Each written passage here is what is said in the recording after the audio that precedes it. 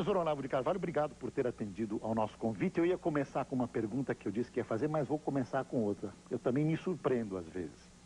Acabamos de conversar com o professor Pastore, globalização, economia, regimes políticos, eleições.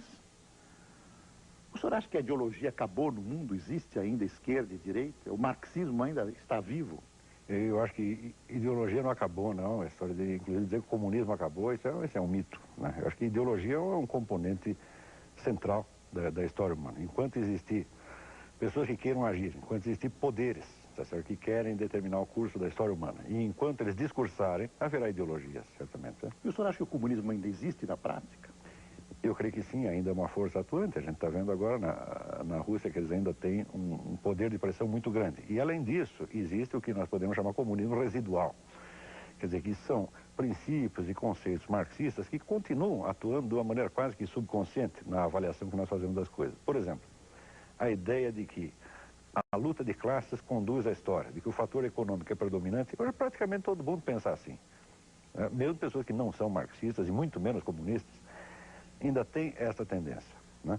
É isso que Mas o senhor acha que imaginar que a história tem uma grande influência do poder econômico, da vida econômica, é sempre marxismo? Não, mas onde é um hábito, é um viés que é inaugurado pelo marxismo, né? E se torna uma coisa um pouco limitadora na medida onde as outras hipóteses são excluídas. Por exemplo, isto é o que fala, por exemplo, Alain Peyrefitte, no livro A Sociedade de Confiança. Ele diz que todos nós somos marxistas inconscientes. Quer dizer, que não submetemos ainda a um reexame este pressuposto marxista do predomínio dos fatores econômicos na história. Por exemplo, esse mesmo livro do Peyrefitte é uma demonstração da falácia desse pressuposto, né? Quer dizer que as ideias, a parte cultural, a psique, tudo isso tem uma força muito mais determinante do que a economia, mesmo porque até as ideias se tornarem realidades econômicas passam muitos séculos. Tudo aquilo que é feito na economia foi pensado muito antes. Quer dizer, que é a cultura, é a inteligência humana que cria, vamos dizer, o quadro de possibilidades dentro do qual a história vai se desenrolar. Professor Olavo, boa parte da inteligência, chamada inteligência brasileira, é e era de esquerda muito marxistizada. Alguns professores até escreveram teses, escreveram livros inteiros e defenderam posições marxistas ou filomarxistas. Repentinamente o Brasil, junto com a queda do Muro de Berlim, dá uma grande virada e muitos deles hoje estão no poder. Inclusive notórias pessoas que ocupam posições extremamente importantes na vida brasileira. O senhor acha que eles se converteram ao capitalismo? Menos ou menos. Na verdade, o que não só o Brasil, mas parece que o mundo todo hoje caminha por uma espécie de síntese, no qual, por um lado, há um predomínio da economia liberal, mas o impulso, o anseio socialista se descarrega, então, em outros setores da atividade, como a saúde pública, educação e a cultura, sobretudo. Então, nós estamos vendo essa mistura de economia capitalista com uma cultura socialista. Mas o senhor acha, por exemplo, que se preocupar com educação e se preocupar com cultura e com saúde é patente esquerdista? Não, mas acontece que desde o advento de um cidadão chamado Antônio Gramsci, a cultura se transformou no meio principal de acesso ao poder. Quer dizer, de acordo com a teoria de Gramsci, que teve uma influência muito grande na esquerda brasileira, toda a cultura é transformada num instrumento da política. E junto quando se fala de cultura, se inclui também a educação, as artes, a assistência psicológica, tudo isto, então, é englobado dentro de uma estratégia política geral. Então, não há mais autonomia cultural. Quer dizer, que a iniciativa da busca de conhecimento, da discussão de ideias, está todinha condicionada de maneira direta e muito brutal a um interesse político. Né? O senhor acha que ainda está no Brasil totalmente condicionado? Bastante. Eu não saberia avaliar, porque essas coisas a gente compreende uns anos depois que se passaram. A gente precisa ter um certo recuo para perceber o estado de coisas, né? Então, eu acho prematuro para falar isso no Brasil agora. Mas até uns 5 ou 6 anos atrás, a coisa estava... Eu acho que toda a nossa vida cultural estava politizada. O senhor acha que o presidente Fernando Henrique Cardoso pensa diferente do que ele pensava, por exemplo, nos anos 60? Substancialmente não. Quando ele diz que ele é um social-democrata, bem, é o que ele sempre foi. Quando diz que é um gramsciano, sempre foi. Mas eu não acho que ele mudou. Eu acho que apenas se rendeu a certa evidência tá certo? Do sucesso da economia capitalista. Isso aí ele não pretende mais vencê-la. Agora, quando se fala de social-democracia, existe o que eles chamam de socialismo democrático. O socialismo democrático tem um verniz de social-democracia, mas não desistiu, no fundo, de tomar o poder, inclusive pelo uso da força. Então, há os sociais-democratas sinceros, entre os quais eu incluo o presidente da República, e há os que se fazem de social-democratas, mas são o que eles mesmos chamam de socialistas democráticos, democratas socialistas. Na sua opinião, o capitalismo está naufragando no mundo também? Não, de maneira alguma, mas o capitalismo é Estado puro, o capitalismo liberal não existe mais. Na verdade, nós temos hoje uma economia bastante dirigida. Desse ponto de vista, eu vejo o mundo de uma maneira um pouco negativa, porque nós vemos que o tipo de economia que vai se montando no mundo hoje, de maneira globalizada, não é uma economia capitalista, não é uma economia liberal, mas é quase uma economia fascista, quer dizer, um capitalismo monopolístico, tá certo? Com uma tendência dirigista e centralista muito grande. E corporativista. E corporativista, tá certo? E neste sentido, tanto quem se diz de direita quanto quem se diz de esquerda está contribuindo exatamente para isso. E o senhor acha que nós caminhamos para onde? Nós, o Brasil? Não, no mundo. E eu acho que nós estamos indo com pelo menos uma economia de tipo, digamos, um fascismo globalizado. Isso é bom? Não, de maneira... não precisa nem explicar, tá certo? E eu acho que isso é uma coisa temível, tá certo? É evidente que não será um fascismo truculento como já tivemos uma fascismo amostra. Por causa das corporações, fascismo por causa do dirigismo. Por causa quer dizer, é um pseudo-capitalismo, na verdade, um capitalismo monopolista, tá certo? Centralista, planificado, e onde toda a cultura, os valores, os hábitos humanos são todos moldados para isto. Quer dizer, não chega a ser um comunismo, mas é um fascismo. E admitiria, por exemplo, discordâncias internamente? Quer dizer, vai ao ponto de admitir a oposição? Eu não sei se haverá espaço para isso dentro de alguns anos. A gente vê que a margem das discussões parece estreitar a cada dia, não é isso?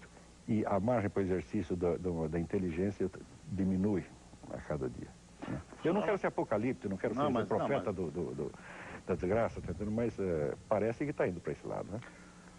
Então, nesse sentido, as ideologias de esquerda e direita, elas representam como que duas alas de um processo único, que está indo, de qualquer maneira, para uma centralização. A tese, aliás, não é minha, a tese é de um livro de Bertrand de Jouvenel, que eu considero o melhor livro de ciência política que alguém já escreveu, que se chama Du Pouvoir, sobre o poder. E onde ele, examinando a história do Ocidente dos últimos séculos, ele diz o seguinte: haja o que houver, sempre o poder sai mais poderoso. Quer dizer, o poder está sempre mais centralizado e sempre mais distante, né, do cidadão comum. Se nós vemos, por exemplo, qual o poder que tinha o senhor feudal sobre o camponês? Total. Total pela lei, mas que instrumentos efetivos ele tinha? Econômicos? Ele era o dono da terra? Não, de jeito nenhum. A legislação previa tantos limites ao exercício desse poder que, na verdade, ele ficava reduzido a uma superioridade muito pequena. Agora, se você pegar um governante de hoje, o governante de hoje tem poder total sobre populações inteiras. Não, quer dizer, então, na sua opinião, divino. O senhor feudal tinha menos poder? Certo, não, isso não é na minha opinião. Esse é o equívoco no qual eu incorro também? Não. O senhor feudal não tinha quase poder nenhum se comparado com o governante atual. Ele tinha mais direitos por lei, mas não meios de exercer o poder. Essa a confusão toda vem de que, geralmente, a nossa cultura tende a identificar a história jurídica como se ela fosse toda a história. Então, pela história jurídica, você vê que os direitos da população foram se ampliando. Mas se nós, em vez de atentarmos para a história jurídica, nós fizermos a história dos meios de poder, dos meios efetivos de poder, então o governante atual, ele é quase um deus. Mas esse poder emana do povo? Teoricamente. Mas na prática, nós sabemos que o problema não é esse. Por exemplo, os governos atuais, todos os governantes, não só os governantes, como as grandes empresas, têm meios de produzir a opinião pública. Não é isso? Estes meios, por exemplo, seriam impensáveis para qualquer governante antigo. Júlio César não pensaria numa coisa dessa. O senhor fala em publicidade e propaganda? Eu vou lhe dar um exemplo. Quando Luís XIV quis formar o seu exército, ele teve que ir pessoalmente de cidade em cidade, pedindo, pelo amor de Deus, para que se alistassem. Tá certo? E conseguiu formar um exército de 144 mil pessoas, que era o maior da Europa. Quando veio a Revolução Francesa, então se cria o recrutamento militar obrigatório. Em questão de algumas semanas, você tem um exército de 1 milhão de pessoas. E quem não quisesse ser alistado, ia para a guilhotina. Hoje, por exemplo, o serviço militar nos parece uma coisa inteiramente normal. Quer dizer, nós nos acostumamos com este privilégio da autoridade, então já não nos parece opressivo, porque nós nos acostumamos com tudo. Mas quando chega, então, esses grandes regimes totalitários do século XX, nazismo, fascismo, comunismo, bom, esse tem o direito de fazer o que quiser conosco. Quer dizer, diz aonde você vai morar, diz aonde você pode trabalhar, com quem você pode casar. Quer dizer, há um controle muito grande que os governantes da Antiguidade, da Renascença, da Idade Média, da Antiguidade, nem poderiam imaginar. Júlio César nunca pensou, tá certo, em ter, vamos dizer, um poder, por exemplo, de deslocar, digamos, 60 milhões de pessoas, como fazia Stalin, né? Temos que tirar esse sujeito daqui e botar lá. Essa ideia nunca ocorreu a Júlio César nem a Átila Uno, e lhes pareceria monstruosa, na verdade. Professor, eu vou pedir um tempinho para o intervalo e nós voltamos daqui a pouquinho conversando com o escritor e filósofo Olavo de Carvalho. Até já.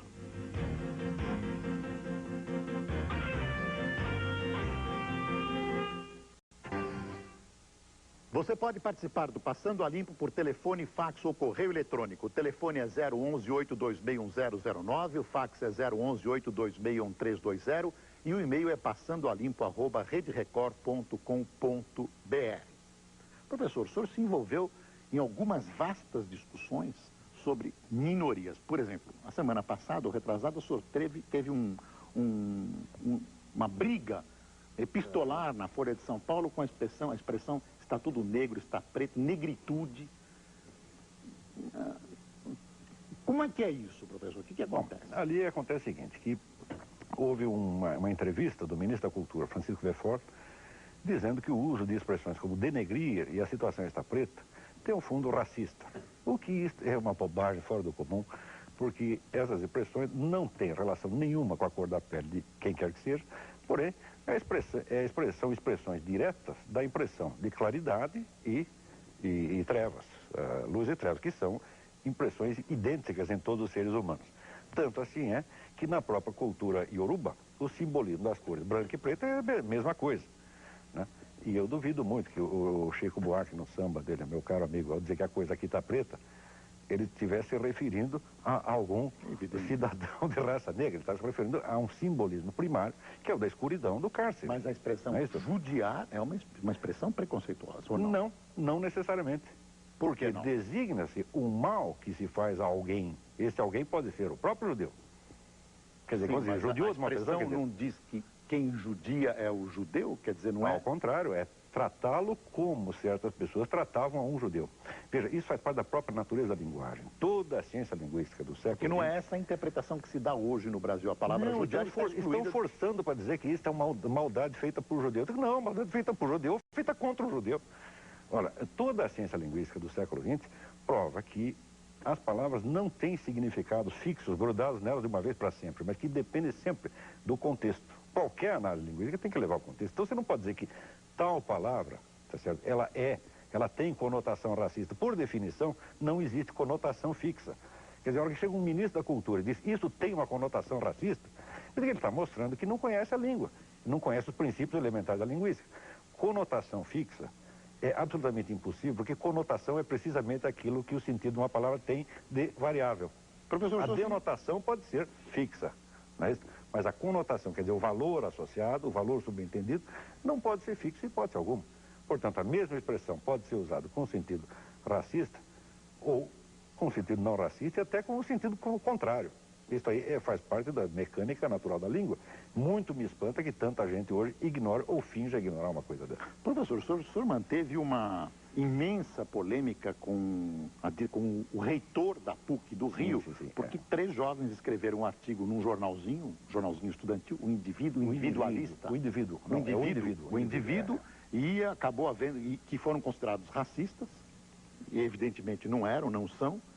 Pelo menos a expressão no artigo deles não era racista, a meu ver. Não era absolutamente. Mas a PUC aprendeu o jornal. A posição que eles defendiam lá era exatamente a posição tradicional brasileira que nós recebemos de Gilberto Freire e Darcy Ribeiro. Quer dizer, o Brasil não é uma sociedade multicultural como a americana, mas é uma sociedade mista. Quer dizer, uma sociedade essencialmente mestiça. Tá certo? Nós temos quase metade da nossa população é mestiça. Ora, fica evidente que o problema das raças aí não se coloca de maneira idêntica ao que se coloca numa sociedade multicultural como a americana, onde há guetos separados, onde o pessoal de uma raça tem os seus representantes políticos, não conversa com o vizinho e assim por diante. Ou seja, o diálogo entre raças numa sociedade multicultural como os Estados Unidos é um diálogo político, feito através de seus representantes da sua elite. Agora, aqui não. Aqui o convívio das raças é feito diretamente. Para dizer como o rapaz do indivíduo, o editor do indivíduo, Pedro Sete Câmara, que é meu aluno, um rapaz muito inteligente, diz: o Brasil é o único país do mundo onde no programa árabe passa anúncio do programa judeu e vice-versa. É o único país do mundo onde o bairro árabe, por exemplo, no Rio de Janeiro, é o bairro judeu. Tá?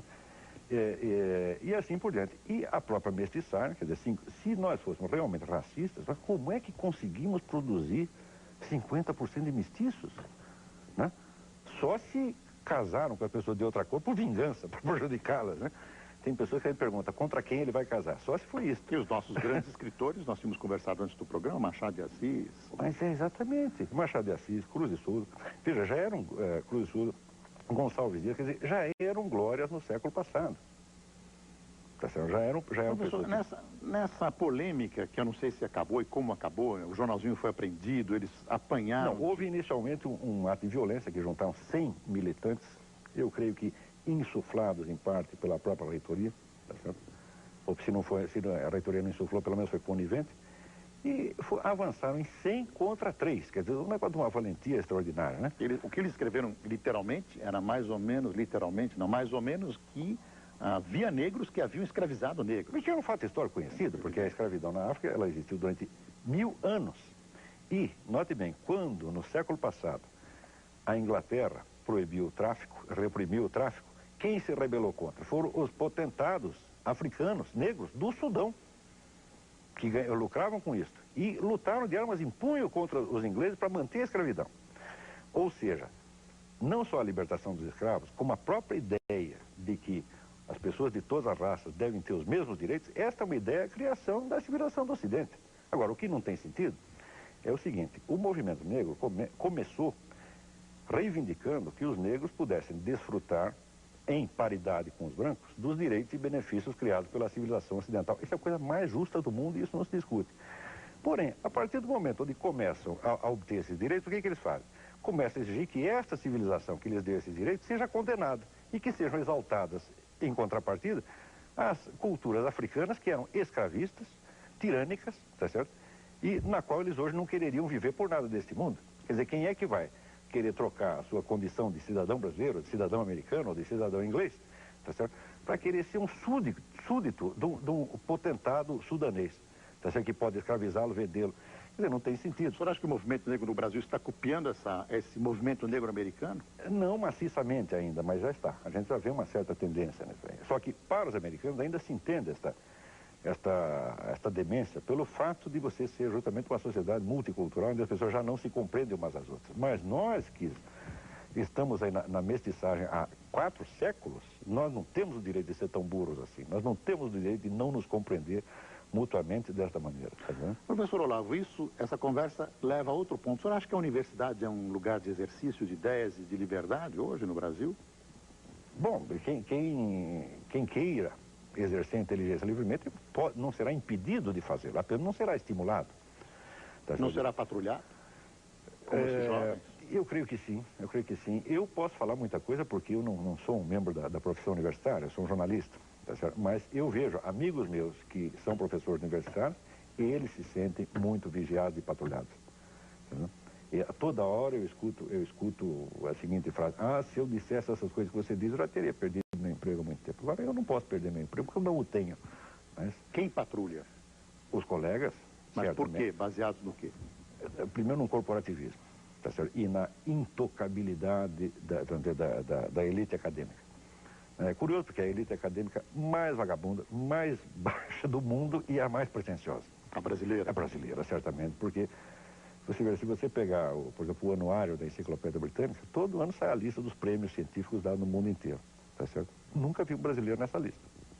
Ou seja, a produção científica e intelectual dessa gente é absolutamente ridícula, não tem peso no mundo, quer dizer, não tem autoridade nenhuma para falar, não são nada. Tá certo? E justamente por não ser nada, então fica se apegando, né, a este formalismo, a esta coisa boba, tá certo? Que as pessoas verdadeiramente grandes nunca tiveram. Um Gilberto Freire nunca teve isso, um Miguel Reale nunca teve Você isso. acha que a elite universitária não é muito parecida com a própria elite brasileira? Ah, certamente, certamente. É um pessoal profundamente complexado.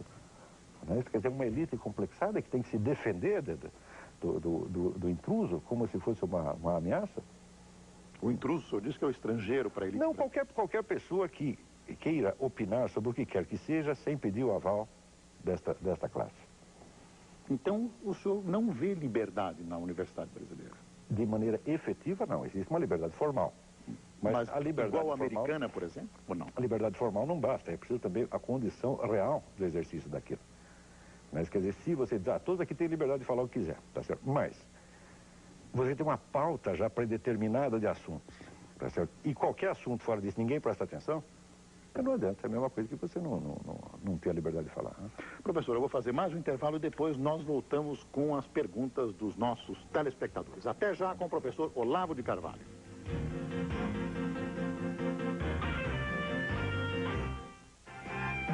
Passando a limpo, entrevistando o professor Olavo de Carvalho, que é escritor e filósofo. Professor, vou fazer as perguntas dos telespectadores para as quais eu peço respostas rápidas. Temos 15 minutos.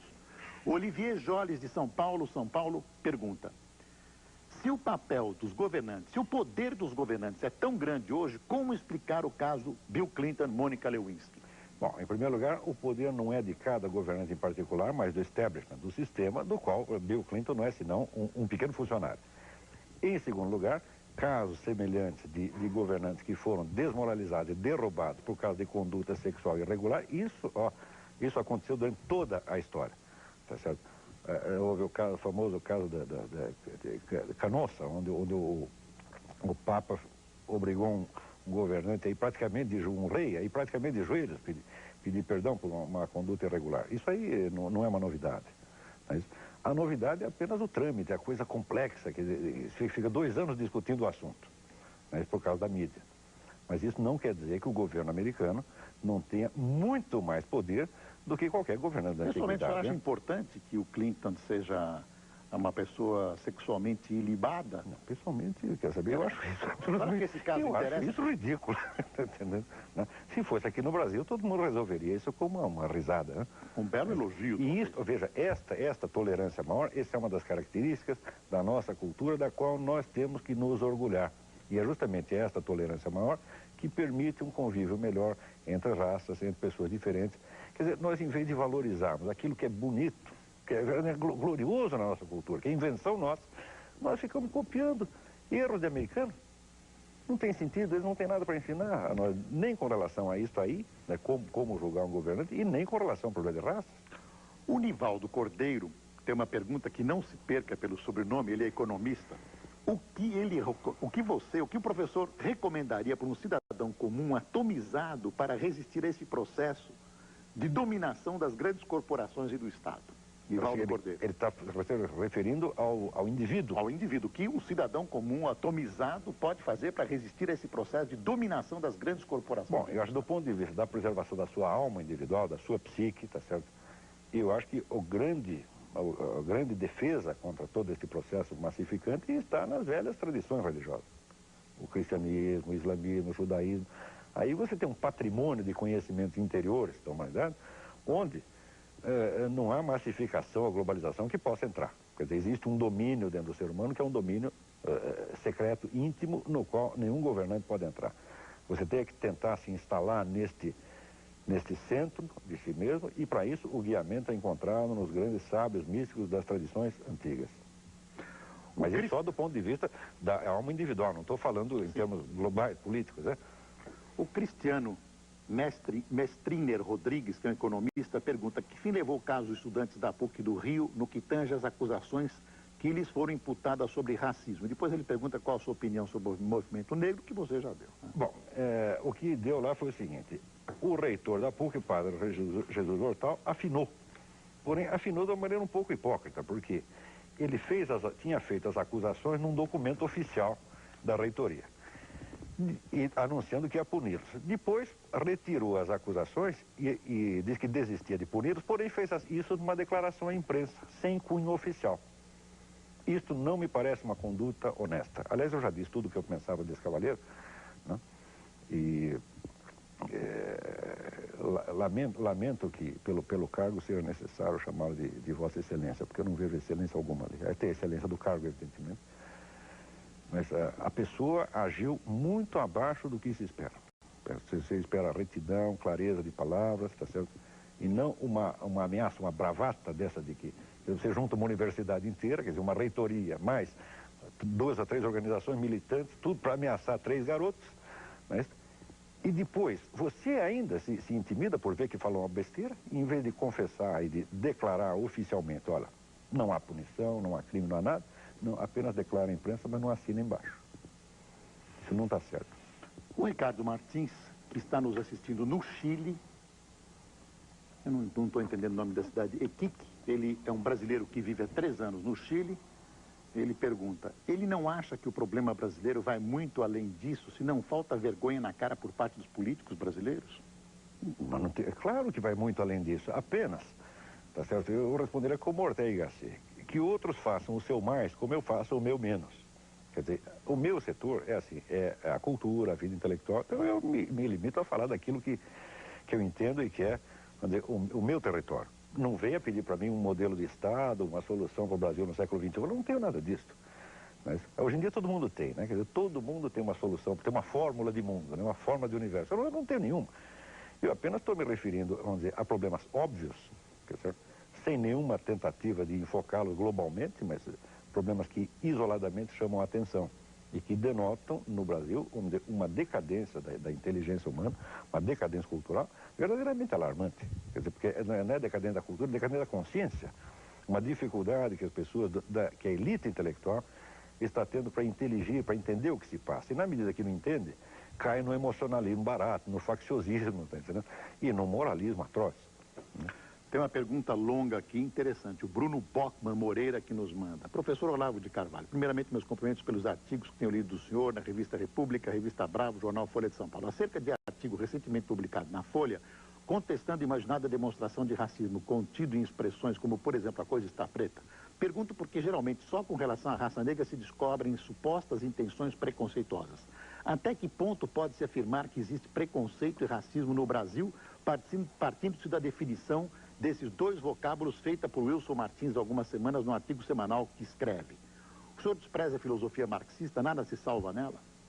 Não, são 2 perguntas, vamos por partes. Primeiro, o preconceito é uma coisa, o racismo é outra. Quer dizer, o preconceito é uma atitude interior que você pode carregar dentro dele sem que você jamais saiba. Eu acho que o preconceito é um direito humano. Todo mundo tem direito a ter preconceito contra o que quiser. Tem um monte de pessoas que têm preconceito contra mim, eu não acho que elas estão erradas, não. Se, para nós nos livrarmos... Tem contra mim, eu acho que estão erradas. Estão erradas. Eu acho que estão erradas. Mas elas têm o direito de achar que isso é um preconceito seu. Tem o direito. Tá, quer dizer, o preconceito é simplesmente um resíduo da burrice humana. Nós não podemos fazer uma lei que proíba a burrice humana, que proíba a covardia, que proíba vamos dizer, a maldade interior, tá certo? Eu acho que é melhor conviver com um pouco de preconceito do que você fazer um superestado que, a pretexto de proteger uns contra os outros, oprima a todos igualmente. Este é que é o grande problema.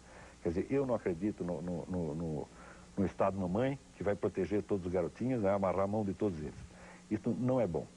Em segundo lugar, o Brasil não precisa disso. O Brasil já mostrou a sua capacidade de ser uma sociedade mista, onde as pessoas convivem sem violência, sem maldade. Quando se alega, por exemplo, a diferença de nível econômico entre a população de brancos e pretos, e se mostra isso como sinal de discriminação, de que isso prova apenas desconhecimento da história. Por quê? Entre a abolição dos escravos e o primeiro surto industrial, passaram-se 40 anos. E durante esses 40 anos, a população negra liberta foi se multiplicando.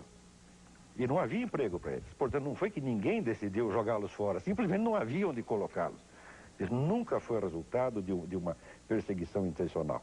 Porque se houvesse realmente ódio racial no Brasil, não haveria o nível de miscigenação que existe.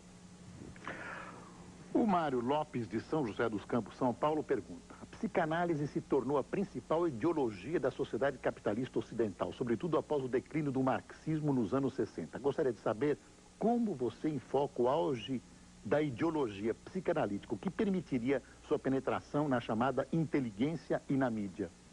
Olha, essa questão da psicanálise aí precisaria de tempo para discutir. Eu nunca levei muito a sério a psicanálise pelo fato de privilegiar de tal maneira o inconsciente do indivíduo, que esse inconsciente parece ter uma individualidade própria. Se você diz que uma parcela sua é inconsciente, isso significa precisamente que ela não passou pela filtragem da sua consciência. Em que medida você pode dizer que isto é uma parte da sua personalidade? Ou, ao contrário, isto é um resíduo impessoal, coletivo que está dentro de você? Portanto, eu não acredito que exista realmente um inconsciente pessoal nesse sentido. Quer dizer, cada um tem o seu inconsciente e o carrega aonde vai. Quer dizer, o inconsciente é justamente aquilo que não está personalizado no indivíduo. Você não acredita em psicanálise, é isso que você está dizendo? Em alguma coisa, sim. Por exemplo, eu acho que o método da catarse verbal, isso existe. O que não funciona é, primeiro, a definição que Freud dá do id, ego, superego como um sistema, tá certo? No qual a consciência não tem o predomínio. Isso aí eu não acredito de maneira alguma. E segundo, na teoria do predomínio do impulso sexual, também não acredito de maneira alguma. A gente vê, na maior parte dos casos, eu seguiria mais um grande analista chamado Igor Caruso, quando ele diz, com mais frequência nós vemos as pessoas reprimirem a sua consciência moral do que seus desejos sexuais. Olavo, respeitável amigo Olavo, pergunta o Sérgio Rabelo de Vitória, Espírito Santo. Poderia falar algumas palavras sobre a astrologia tradicional como ponte de transformação do intelecto egocentrado para uma cosmovisão e espiritualização do homem? Bom, em primeiro lugar, a gente precisa ver que quando se fala de astrologia tradicional, você está se referindo à astrologia como sistema simbólico, mas, que é uma coisa que é universal e nada tem a ver com a prática astrológica divinatória que é corrente. O simbolismo astrológico está presente em toda parte e quem não o conheça não vai entender, por exemplo, a arquitetura gótica, a tapeçaria islâmica, não vai entender a Bíblia, não vai entender coisíssima nenhuma. Mas, aqui, como todo sistema simbólico, milenar, isso é uma coisa absolutamente indispensável, não só para você se conhecer a si mesmo, mas para entender a história humana. Professor Olavo, chegamos ao fim da nossa entrevista. Infelizmente, agora que nós começamos a esquentar e os telespectadores estão perguntando, eu vou passar às suas mãos também. Foi bom enquanto esse durou. monte de perguntas. Espero tê-lo aqui em breve novamente. Se Deus Muito obrigado, quiser, professor. eu responderei. Muito obrigado.